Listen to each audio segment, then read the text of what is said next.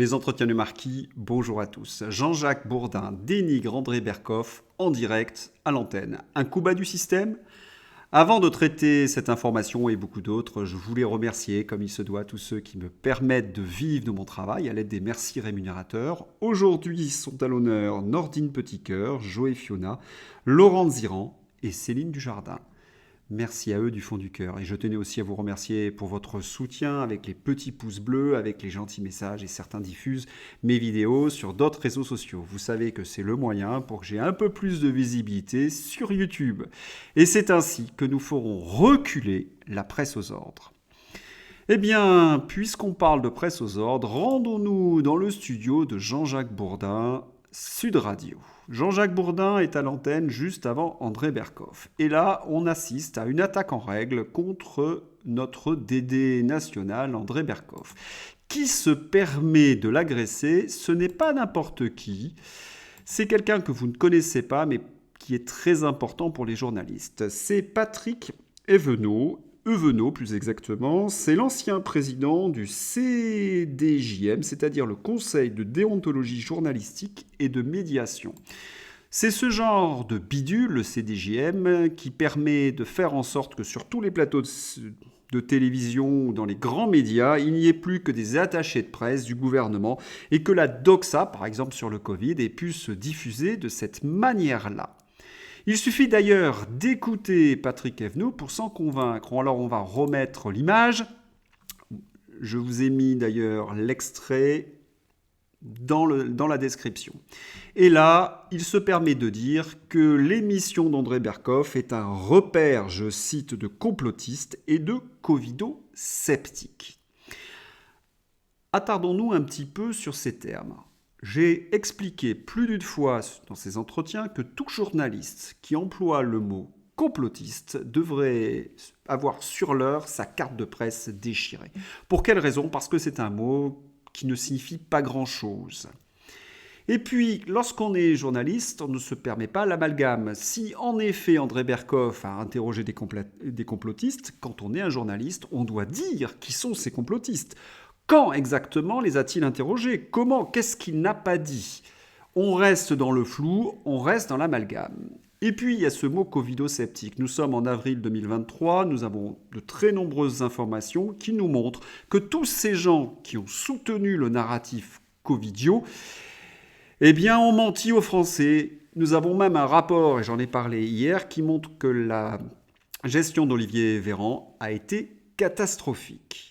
Je voudrais rapprocher ce Patrick Evenot d'un autre journaliste de l'ombre qui a eu aussi une influence extrêmement négative. Je veux parler d'Olivier Duhamel. Pourquoi je vous ai mis cette photo de Daniel Cohn-Bendit, spécialiste de la petite enfance, avec Olivier Duhamel ? Déjà parce que c'est un autre spécialiste de la petite enfance. Vous vous souvenez de l'agression de Victor Kouchner, le fils de Bernard Kouchner. Non, c'est pas véritablement pour cette raison, c'est tout simplement que Olivier Duhamel a dirigé pendant très longtemps le réseau le plus important, le think tank le plus important de la place de Paris, qui s'intitule Le Siècle. Il réunissait d'ailleurs dans les dîners du siècle, nous trouvions les journalistes qui comptent, les grands éditorialistes, et puis les chefs d'entreprise, les patrons de presse, etc. Olivier Duhamel a fait en sorte qu'en 2017, tous ces gens soient en ordre de bataille derrière Emmanuel Macron. Et il a susurré d'ailleurs à Emmanuel Macron une très bonne idée. Il faut contrôler le milieu de la presse et pour cela, eh bien, il faut créer le Conseil de déontologie des médias, présidé par qui ? Par Patrick Evenot, bien entendu. Ce qui fait dire à de nombreux journalistes de Marianne jusque dans Libération, eh bien que Patrick Evenot est l'homme de main d'Emmanuel Macron. Eh bien, il suffit de s'en convaincre, de regarder cette image, car non seulement il utilise des termes du narratif, ça je l'ai déjà dit, mais tous ces journalistes qui sont présents sur son plateau, ils sont d'accord entre eux. Il n'y en a pas un qui conteste la parole de l'un et de l'autre. Nous avons une très bonne illustration de la connivence entre tous ces journalistes qui appartiennent évidemment au même réseau. Et quand Jean-Jacques Bourdin dit « oui, André Berkoff fait mal son travail parce qu'il n'y a pas suffisamment de confrontation et qu'à une vérité, il n'oppose pas une autre vérité », Mais de qui se moque-t-il? Nous savons depuis le début que les journalistes valident les mensonges et la propagande du gouvernement. On ne peut pas opposer à un mensonge, à une vérité, un mensonge du gouvernement. Ce n'est pas évidemment de la déontologie journalistique. Alors ils peuvent tous cracher sur André Berkoff, il n'en reste pas moins qu'il y a une réalité. Si les gens écoutent Sud Radio, c'est essentiellement pour André Berkoff. Pour s'en convaincre, il suffit d'ailleurs de regarder ce tweet de Philippe Murer. Élément de réponse, Bourdin, 445 vues sur YouTube en replay, Berkoff, 27 000 vues. La messe est dite, les auditeurs écoutent Sud Radio essentiellement pour André Berkoff. C'est lui qui fait le plus de vues et le plus d'audience.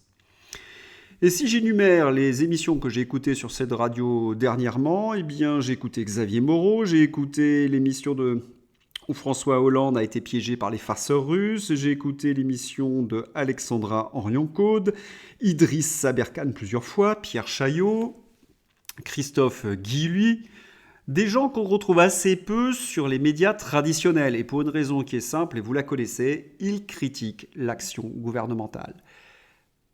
Jean-Jacques Bourdin ou Patrick Evno, ou même Laurent Geoffrin, s'opposent à cette censure. Ils sont là pour véhiculer la doxa, certainement pas pour que les Français apprennent de vraies informations. Je voudrais revenir sur Jean-Jacques Bourdin, parce que Jean-Jacques Bourdin avait un style un petit peu particulier. C'était le journaliste qui posait des questions très précises, du type juste prix, combien coûte une baguette, ou des choses comme cela. Je n'aimais pas du tout cette façon de faire parce que c'était un peu ridicule. Mais un jour, il a fait quelque chose que j'ai bien aimé. Il a mis en difficulté la ministre du Travail de François Hollande, Myriam El Khomri, car elle ne savait pas combien de fois se renouvelle un CDD alors qu'elle était ministre du Travail et qu'elle essayait de faire voter une loi très controversée. Et Jean-Jacques Bourdin a très bien montré par ses questions qu'en fin de compte, elle n'était pas du tout compétente, qu'elle était ce qu'on appelle une speakerine ministre, c'est-à-dire qu'elle avait été choisie parce qu'elle était une femme issue de la diversité, et que si certains la critiquaient, tout de suite, il y avait un procès de misogynie, ou pire, de racisme. C'était une technique qu'avait employée François Hollande.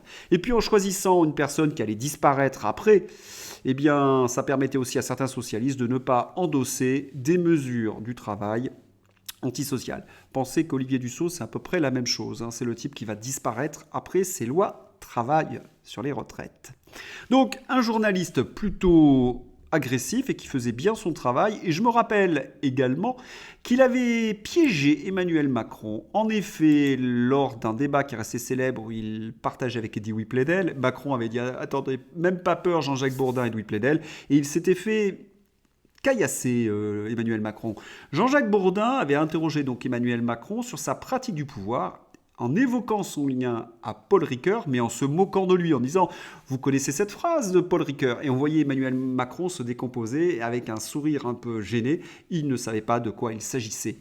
Et puis, en posant un brin vache, mais la démonstration était claire, est-ce que vous ne serez pas dans une illusion puérile de toute puissance et surtout, ce que l'article ne dit pas, de dictature. C'est un petit groupe qui prend le pouvoir, un groupe de techno, et qui n'allait plus partager le pouvoir avec le peuple. Ce qui était juste. Et je pense que Jean-Jacques Bourdin, à partir de ce moment-là, en a pris plein la figure, comme en témoignent toutes les affaires qui se sont succédées, qui sont apparues comme par miracle, visées par une plainte pour agression sexuelle, écartées de l'antenne de BFM et de RMC. Alors, j'ai lu les affaires d'agression sexuelle, il y en a certaines qui paraissent indiscutables, il y en a d'autres, c'est un peu plus compliqué. J'ai l'impression qu'il y a une personne qui a réuni suffisamment de témoins pour détruire Jean-Jacques Bourdin. Et il y a mon petit doigt qui me dit, ça c'est le petit doigt, on en fait ce qu'on en veut, qui me dit que c'était peut-être dirigé par l'Élysée. Et on se souvient par la suite qu'il a été particulièrement odieux avec ses invités, et notamment avec Didier Raoult. C'est là où Jean-Jacques Bourdin est devenu notre cible. On va regarder d'ailleurs la façon dont il a travaillé. Jean-Jacques Bourdin, vous avez dit justement qu'on n'avait pas soigné les gens. C'est un choix qui a été fait. Je vous en ai parlé d'ailleurs dans ma précédente vidéo. On n'a pas soigné les gens, c'est-à-dire que vous affirmez que des médecins ont tué des patients s'ils n'ont pas soigné. Non, gardez vos déductions pour vous-même.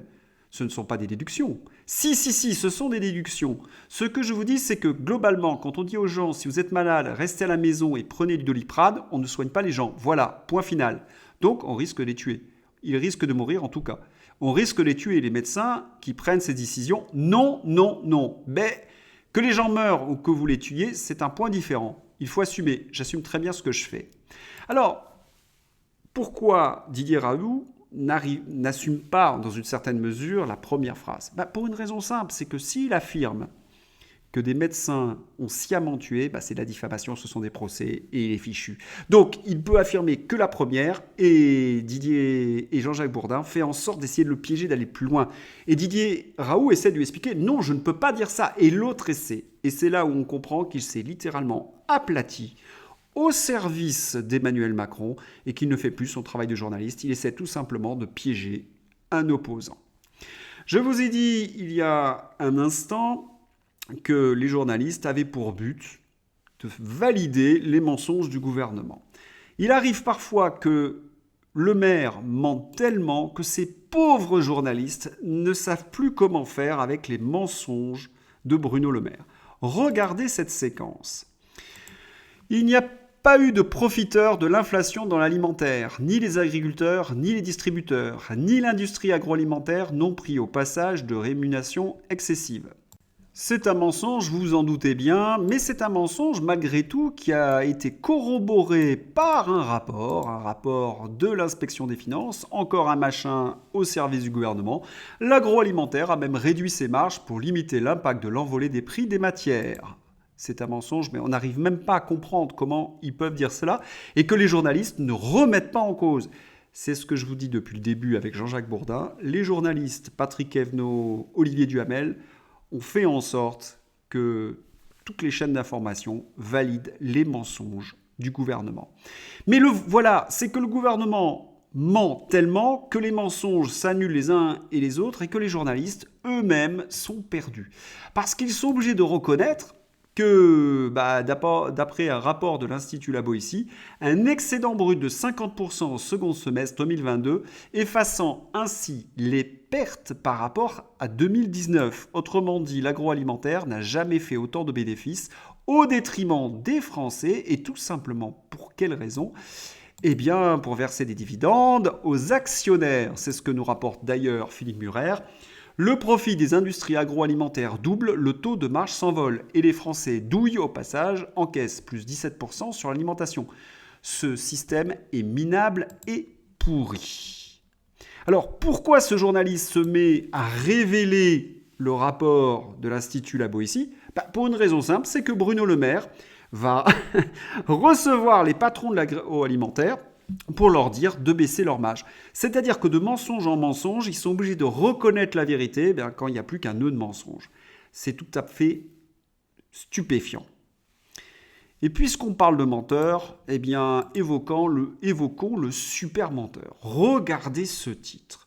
Ce qu'il faut retenir du discours d'Emmanuel Macron, c'est dans le Figaro aujourd'hui, sur la souveraineté économique. Le président a tenu un long discours à La Haye dans le prolongement de celui de la Sorbonne en 2017. Autrement dit, il dit toujours la même chose, mais les paroles ne sont pas évidemment liées aux actes.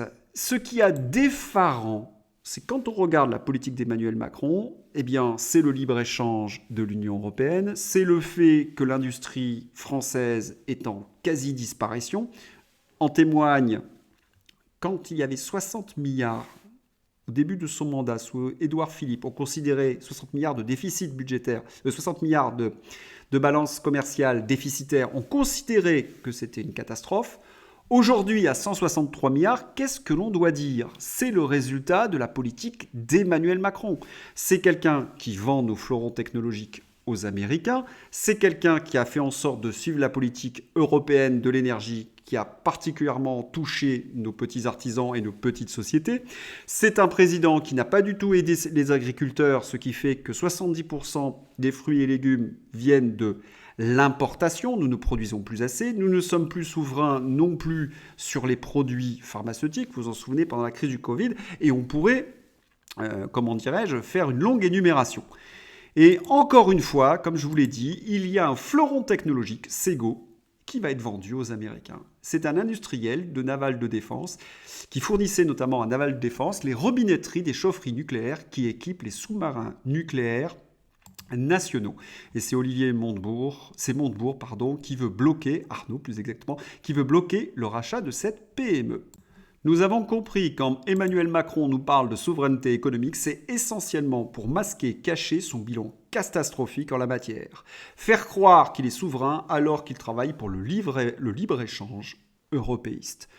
Comment peut-on accepter ce genre de choses ? Eh bien, j'ai lu hier dans Les Échos, journal très pro-Macron, qu'il allait en Hollande en terrain conquis. Terrain conquis ? Eh bien, lorsqu'il a prononcé son discours, des étudiants et des citoyens hollandais sont arrivés et ont perturbé le meeting d'Emmanuel Macron. Ça n'arrive qu'à lui et l'ont qualifié de président de la violence et de l'hypocrisie.